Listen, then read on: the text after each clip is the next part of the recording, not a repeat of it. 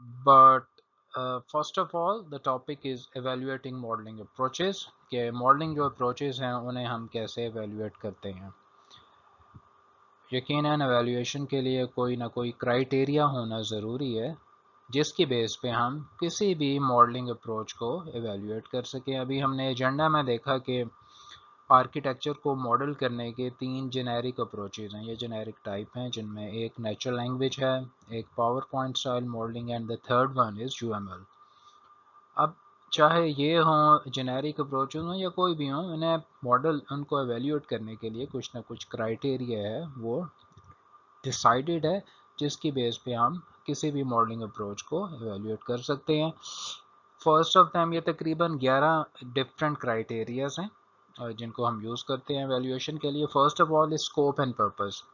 What does the technique help you model, कि technique आपको क्या मॉडल करने में हेल्प करती है। What does it not help you model, और ये आपको क्या मॉडल करने में मदद नहीं करती। अब इसको समझने के लिए let's consider UML, unified modelling language, as the modeling approach, and try to evaluate UML based on all these criteria that has been mentioned not only on this slide but the coming one as well। UML को हम as example use करते हैं और उसे evaluate करने की कोशिश करते हैं। So let's start from the beginning, scope and purpose। If we consider UML, we can say कि UML help us model, you know, multiple type of aspect. ठीक है, बिकॉज यूएमएल है, यूएमएल के पास मल्टीपल टाइप्स की diagram है, model हैं जो कि यूएमएल का हिस्सा हैं। सो वी कैन से के the technique which is the UML in our case help us model architecture of a software system at multiple abstraction levels। हम multiple abstraction system पे किसी भी सॉफ्टवेयर एप्लीकेशन को मॉडल कर सकते हैं using UML। and what does it not help us model, जो हमें हेल्प क्या चीज़ मॉडल करने में हेल्प नहीं देती, तो anything which was beyond the scope of UML. ठीक है, जो डिफरेंट किस्म के यूएमएल की मॉडल डायग्राम हमारे पास हैं जो स्टैटिक और डायनामिक एस्पेक्ट को मॉडल करती हैं। So anything which is beyond that UML does not help us model that. यानी स्टैटिक एस्पेक्ट को भी हम मॉडल कर सकते हैं, डायनामिक एस्पेक्ट को भी हम मॉडल कर सकते हैं, और इसके लिए हमारे पास डिफरेंट किस्म के मॉडल हैं। लेकिन अगर कुछ भी कोई चीज़ उन मॉडल्स में फिट नहीं होती तो of course it means we can not model that, it can be anything. Basic elements वो कौन कौन से हैं जिनको हम यूएमएल के ज़रिए से मॉडल कर सकते हैं।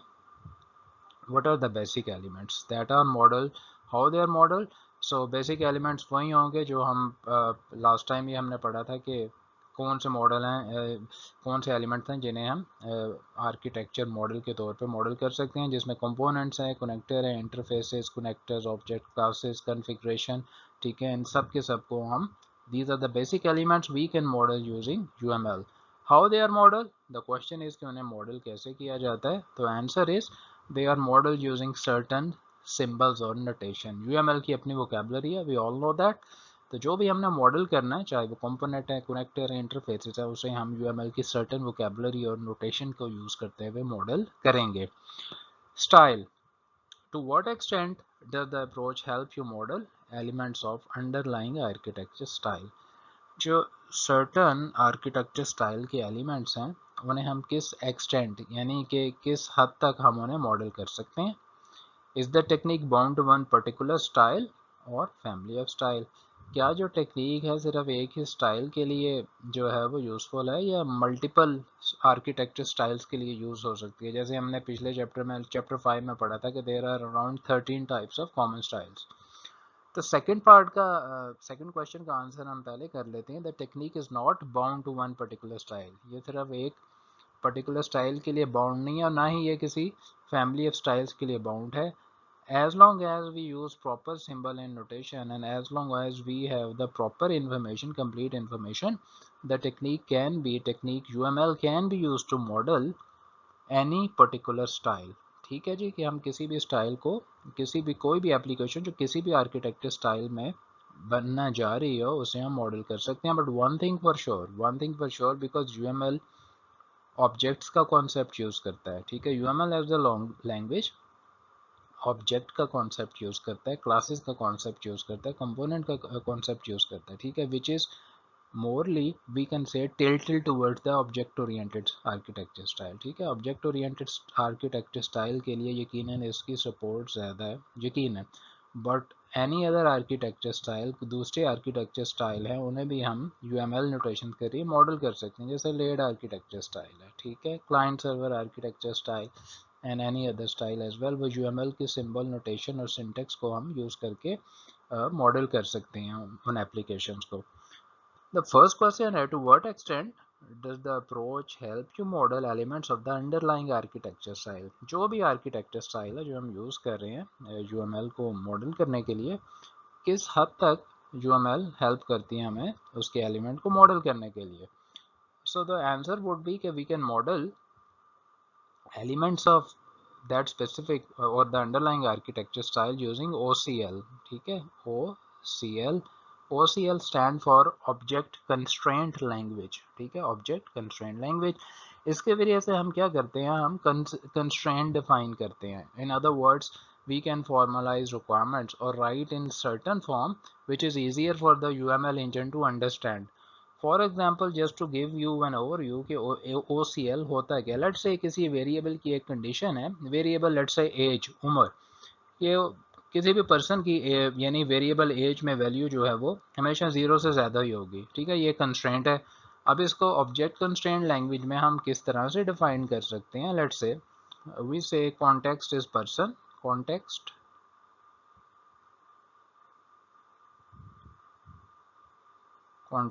P stand for person, and then we say in variable INB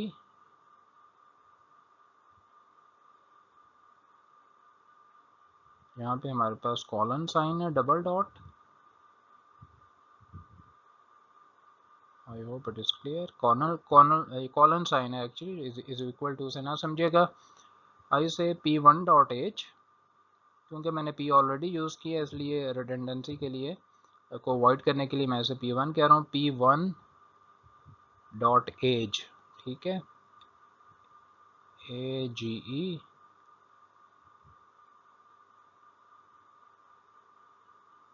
should be greater than or equal to 0, ठीक है। तो ये एक तरह का मैंने कंस्ट्रेंट डिफाइन कर दिया यूजिंग ऑब्जेक्ट कंस्ट्रेंट लैंग्वेज के जो कॉन्टेक्स्ट जो P है, P मेरे कॉन्टेक्स्ट का नाम है, ठीक है, जो मैंने डिफाइन किया है। और इसमें इन वेरिएबल क्या है, यानी जो चीज़ कांस्टेंट रहेगी, ये कंडीशन ऑलवेज होनी चाहिए, P1 डॉट एज, ठीक है, P1 dot age must be greater than equal to 0, यानी इसमें वेरिएबल में जो वैल्यू है वो हमेशा 0 से ज़्यादा रहेगी, उससे कम नहीं होगी, ठीक है। तो वी कैन से कि using object constraint language we can model elements of the underlying architecture style. ये हम UML हमें ये फैसिलिटी प्रोवाइड करती है। ये तो हमारे 3 तरह के एवेल्यूएशन क्राइटेरिया हो गए, scope and purpose, basic elements and style. The next is static and dynamic aspect, ठीक है जी, कि what static and dynamic aspects of an architecture does the approach help you model. किसी भी आर्किटेक्चर के कौन कौन से स्टैटिक और डायनामिक एस्पेक्ट जो हैं वो अप्रोच हमें मॉडल करने के लिए मदद देती है। तो हम पहले भी पढ़ चुके हैं कि UML can model static as well as dynamic aspect. Static aspect को मॉडल करने के लिए स्टैटिक एस्पेक्ट होते हैं, स्टैटिक मॉडल होते हैं, स्टैटिक डायग्राम्स होती हैं, और डायनामिक एस्पेक्ट को मॉडल करने के लिए डायनामिक मॉडल या डायनामिक मॉडल्स हैं। इसलिए वी कैन से कि in context of UML the modeling approach help us model static and dynamic aspect both. The next one is dynamic modeling. क्या हमें approach, to what extent does the approach support models that change as the system execute। कि approach जो है dynamic models को किस हद तक support करती है। डायनामिक मॉडल से मुराद ये है कि वो मॉडल जो कि सिस्टम की एग्जीक्यूशन के साथ चेंज होते हैं। तो पहले भी बताया था कि UML does not support dynamic modelling directly, ठीक है। लास्ट टाइम पिछले लेक्चर में हम जब पढ़ रहे थे तो आपको बताया था कि if we have an interface between the model and the running application then model may change dynamically, otherwise it is very difficult to do that, and UML does not have a built-in capability to support dynamic modeling, ठीक है। Next is in non functional aspect. क्या non functional aspect जो है आपकी modelling approach, उसके बारे में क्या कहती है। To what extent does the approach support explicit modelling of non functional aspect of architecture. कि नॉन फंक्शनल एस्पेक्ट या रिक्वायरमेंट है क्या वो अप्रोच उन्हें एक्सप्लिसिटली मॉडल करने देती है या नहीं। तो another thing from the last lecture हमने ये पढ़ा था कि architecture model tend to be functional, वो फंक्शनल होते हैं, but we can still incorporate non functional requirements into them. लेकिन वो कैसे होगा, वो तभी होगा कि हम नॉन फंक्शनल रिक्वायरमेंट्स को गवर्न करें, उन्हें एक्सप्लिसिटली मेंशन करें, राइट। तो द थिंग इज के लेकिन अगर एक नॉन फंक्शनल रिक्वायरमेंट है, जैसे the system must print medical record quickly and confidentially, अब ये फंक्शनल रिक्वायरमेंट है, लेकिन within the functional we have two non functionals, quickly and confidentially. अब दीज क्विकली और कॉन्फिडेंशियली दो वर्ड्स ऐसे हैं एनएफआर से रिलेटेड जो कि क्वाइट एम्बिगुअस है, तो एक्सप्लिसिटली हम इसे एज इट इज मॉडल नहीं कर सकते, ठीक है, unless otherwise we actually govern के नॉन फंक्शनल या जो क्विकली और एक्सप्लिसिटली है इसका मतलब क्या है, राइट। तो ideally UML supports functional modeling of functional aspect only, but it may support modeling of non-functional aspect only when we are able to actually govern the non-functional requirement, tell them explicitly कि इनका actually मतलब क्या है, ठीक है। as it is ये non-functional कोई modeling support नहीं करती unless otherwise हम उन्हें non-functional requirement को define ना करें।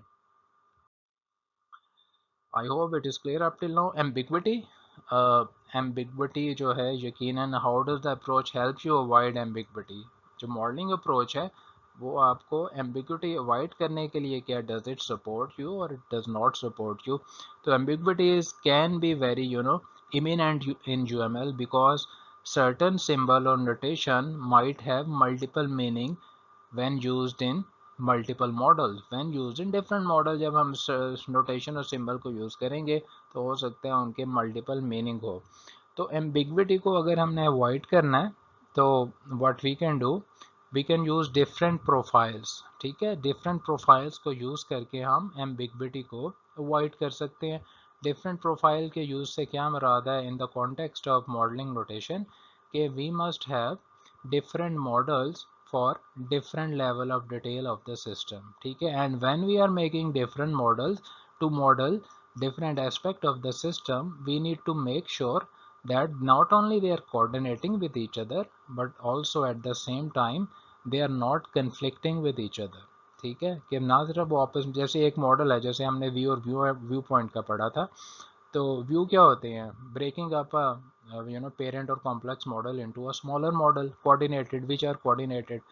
अब when we are breaking up a complete or big model into smaller model, तो we need to make sure जो small model हमने बनाए हैं, छोटे model जो views हैं, they must be consistent with the not only with the parent model but also at the same time we need to properly define कि जो view या जो child model बने हैं they are exactly describing what we actually want them to describe, ठीक है। we need to make sure that they are not overlapping with one another, ठीक है। ऐसा नहीं है कि जो स्टूडेंट का मॉडल है, ठीक है, वो स्टूडेंट का जो हमने व्यू बनाया वो फैकल्टी के साथ ओवरलैप हो रहा है और फैकल्टी का स्टूडेंट के साथ हो रहा है। we need to define each and every model properly with proper using proper symbol and notation। नहीं ये करना है कि यूज केस मॉडल में हम क्लास डायग्राम को यूज कर रहे हैं and so on. Second thing is accuracy. तो गेटिंग बैक टू एम्बिग्विटी, कि एम्बिग्विटी हम यूएमएल की अगर बात करें तो यूएमएल में by using proper profiles we may reduce ambiguity, but still it has to be decided by the human being which is the designer। accuracy, how does the approach help you assess the correctness of model। आप कैसे model की correctness को assess कर सकते हैं using the UML. हम UML की बात कर रहे हैं तो ये accuracy is one of the evaluation criterias. तो एक्यूरेसी हम ऑटोमेटिक कंस्ट्रेंट चेकिंग के ज़रिए से ये देख सकते हैं कि मॉडल एक्यूरेट है ये नहीं। जैसे हमने पिछली स्लाइड में बात की थी OCL की, ऑब्जेक्ट कंस्ट्रेंट लैंग्वेज की। तो OCL is the one way to define our constraint, ठीक है। अब जब हमने कंस्ट्रेंट को डिफाइन कर दिया तो कंस्ट्रेंट को डिफाइन करने के बाद there are two ways to make sure कि कंस्ट्रेंट हमारे जो हैं वो मीट हो भी रहे हैं या नहीं। या तो मैनुअली चेक होगा या ऑटोमेटेड अप्रोच के ज़रिए से हम ये चेक करेंगे कि क्या सारे के सारे जो कंस्ट्रेंट डिफाइन किए हैं क्या वो मॉडल उन्हें सेटिस्फाई कर रहा है या नहीं कर रहा है। यानी किसी भी पॉइंट में मॉडल के किसी भी पॉइंट पे लेट से अगर हम एज की बात कर रहे हैं कि age must be greater than और इक्वल टू 0, तो कहीं ऐसा तो नहीं हो रहा है कि किसी पॉइंट पे एज की वैल्यू जो है वो 0 आ रही है किसी भी फंक्शन में या किसी भी जगह पे, just for the sake of example. तो we can get check the accuracy of the model by through automatic constraint checking, and also it can be done manually by the human beings or the designer, manual भी हो सकता है। Next is precision. At what level of detail can various aspect of the architecture be model? Different जो architecture के aspect हैं वो किस level of detail पे हम मॉडल कर सकते हैं। The thing is we can model them at multiple, ठीक है, लेवल ऑफ डिटेल, लेकिन if you want to make sure that they are precise, ठीक है, तो it has to be at the end of the day responsibility of the human being कि वो make sure करें कि ये मॉडल जो हम बना रहे हैं उनका लेवल ऑफ डिटेल वही है जो हमें रिक्वायर्ड है, जो प्रोजेक्ट की रिक्वायरमेंट है। जैसे स्टेक होल्डर ड्रिवन मॉडलिंग में हमने देखा कि ह्यूमन बींग्स डिसाइड करते हैं कि किस मॉडल को, किस एस्पेक्ट या कंसर्न को किस लेवल ऑफ डिटेल पे हमने मॉडल करना है, ठीक है। ह्यूमन बीइंग की रिस्पॉन्सिबिलिटी है। यूएमएल और any modelling notation will just provide you the vocabulary model करने के लिए। सो प्रिसीजन इंश्योर करना ये ह्यूमन बीइंग की रिस्पॉन्सिबिलिटी है। व्यू पॉइंट, व्यू पॉइंट हम जैसे कि पहले भी पढ़ चुके हैं। Which view points are supported by the approach, approach जो है वो कौन कौन से व्यू पॉइंट को सपोर्ट करती है। तो अगर हम यूएमएल की बात करें तो हमने पढ़ा है कि यूएमएल में मल्टीपल टाइप्स ऑफ मॉडल्स होते हैं, ठीक है, और जो कि डिफरेंट एब्स्ट्रैक्शन लेवल पे सिस्टम को डिपिक्ट करते हैं। तो वी कैन से आंसर है कि multiple view points are supported in the UML and each one of them are depicted or represented using different types of diagrams which actually describe system at a certain abstraction level. Viewpoint consistency, क्या viewpoint की consistency हम certain modeling notation में जिसकी हम बात करें क्या हम achieve कर सकते हैं। How does the approach help you assess or maintain consistency among different viewpoint, जो है approach different viewpoint की consistency को मेंटेन करने के लिए कोई मदद फ्राहम करती है या नहीं। अभी हमने बात की कि हम डिफरेंट व्यू पॉइंट बना सकते हैं, लेकिन अगेन जो कंसिस्टेंसी है it has to be check by the human being. वो यूएमएल के पास ऐसा कोई मैकेनिज्म नहीं है वो ये बताए कि मॉडल कंसिस्टेंट है या नहीं। हाँ, as long as we have followed the proper syntax, as long as हमारे मॉडल में कोई सिंटेक्स का एरर नहीं है, ठीक है। लॉजिक जो है वो तो ह्यूमन बीइंग ने चेक करनी है। मैनुअली हम क्या कर सकते हैं कि हम ओसीएल के जरिए से कंस्ट्रेंट डिफाइन कर सकते हैं और ये चेक कर सकते हैं कि हाँ सारे के सारे कंस्ट्रेंट हैं वो मॉडल में मीट हो रहे हैं या नहीं हो रहे। बट स्टिल अगर उसमें भी मॉडल में वो सारे के सारे कंस्ट्रेंट मीट हो रहे हैं और हमने मॉडल बनाते हुए सिंटेक्स भी प्रॉपरली फॉलो किया है, तो फिर भी कंसिस्टेंसी का फाइनल जो है check that is up to the human being. वो ये देखें कि मॉडल सिंटेक्स वाइज तो ठीक है लेकिन क्या ये कंसिस्टेंट भी है या नहीं है। तो ये ह्यूमन बीइंग की जिम्मेदारी है। यूएमएल डायरेक्ट ऐसा कोई मैकेनिज्म प्रोवाइड नहीं करता कि ऑटोमेटिकली हम मॉडल्स के दरमियान व्यूज़ के दरमियान कंसिस्टेंसी को चेक कर सकें। I hope this was clear.